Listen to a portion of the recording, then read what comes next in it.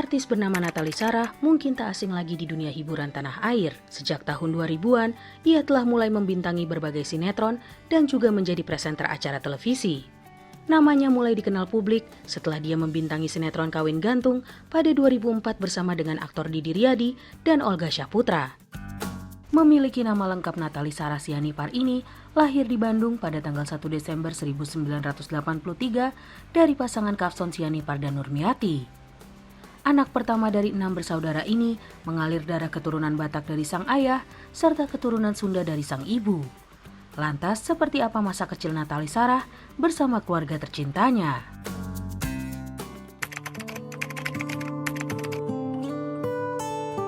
Aku itu main kebanyakan sama laki-laki ya, bocah main gundu, main layangan ke tanah merah.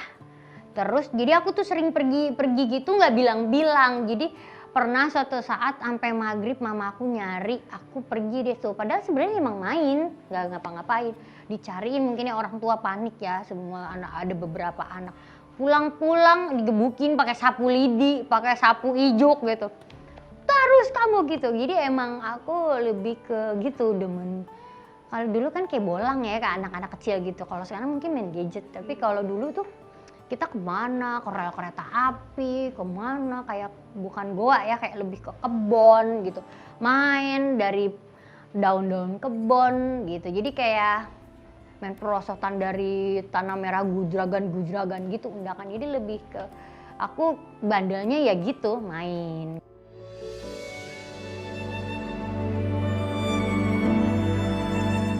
Masa kecil Nathalie Sarah seperti kisah kebanyakan anak lainnya.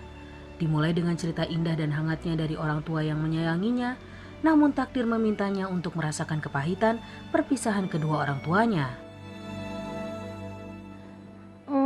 Sebenarnya waktu kecil itu aku deket sama papa waktu masih harmonis ya, kemana-mana diajak. Tapi pas pisah,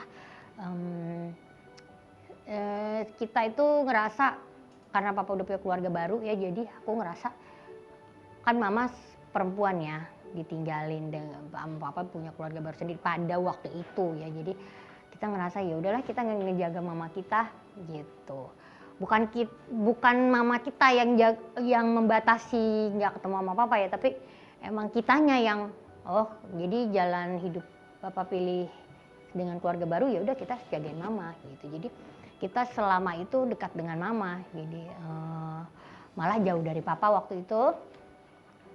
Sampai mama sakit itu, mama tuh bilang untuk memaafkan papa gitu. Jadi kita disuruh cari, istilahnya suruh deket lagi gitu. Paling enggak bukan harus akrab banget, tapi udah kan aku bakal nggak ada kata mama. Jadi ya kamu harus ya ada papa sayang, ini kamu juga sayang bapak. Jadi mulai dari situ deket lagi ya sampai sekarang.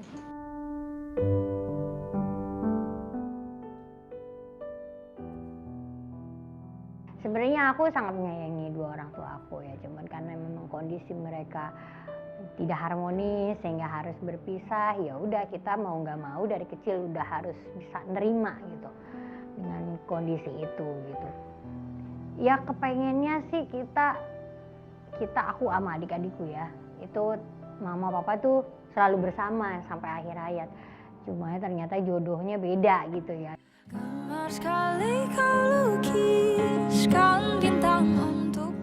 Perpisahan kedua orang tua membawanya ke dalam peran yang lebih besar. Sebagai anak pertama, dirinya pun harus mengemban tanggung jawab menjadi tulang punggung keluarga di usianya yang masih muda.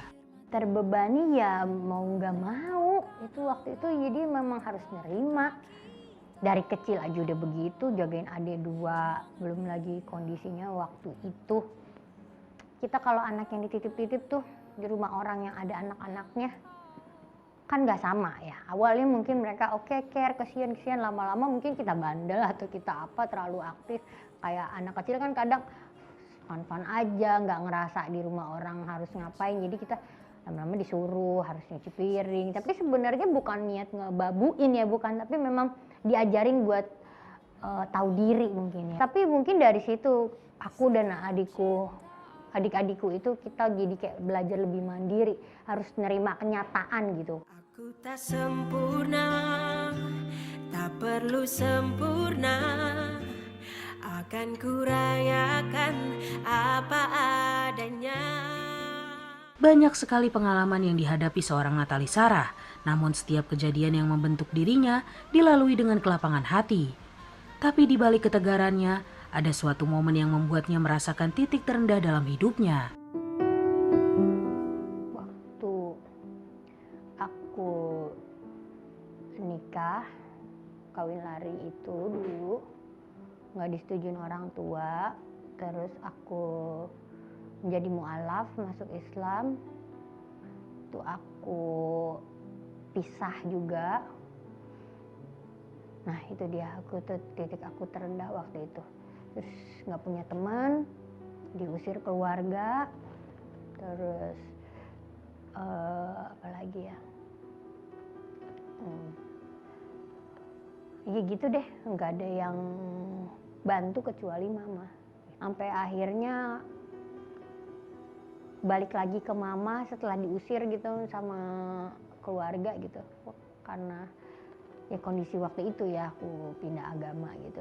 Terus tapi ya aku sholat, aku doa, minta Allah selalu lindungi, terus minta dibuka pintu hati saudara-saudara aku gitu, karena untuk dilembutkan hatinya, untuk nerima gitu.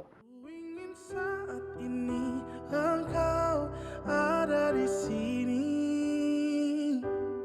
tertawa bersamaku seperti dulu lagi.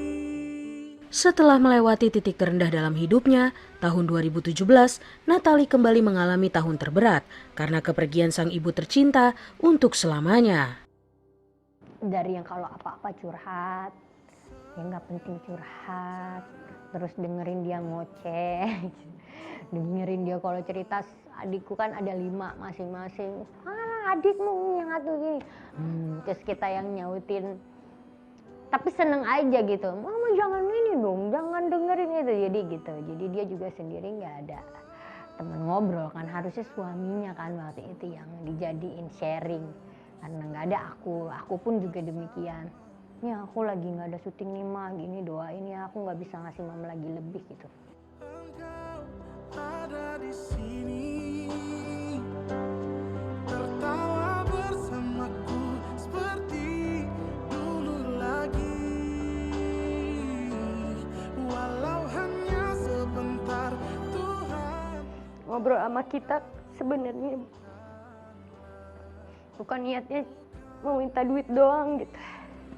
Dia tuh udah seneng banget ditemenin ngobrol.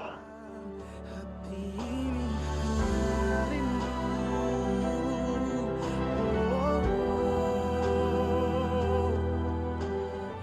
Pas mama nggak ada kita baru tahu gitu. Di kebutuhan ini uangnya segala macam dia pakai buat apa. Dan kita tuh rame-rame baru sih. Kenapa dia nggak bilang sama kita ya gitu. Dia nggak mau ngerepoti deh. Kadang yang dikangenin tuh ngobrol-ngobrol sama dianya gitu. Walaupun ujung-ujungnya kita suka kayak berantem, bukan berantem gede ya. Diskusi lebih ke debat gitu. Ada dan tiada dirimu kan selalu ada di dalam hatiku.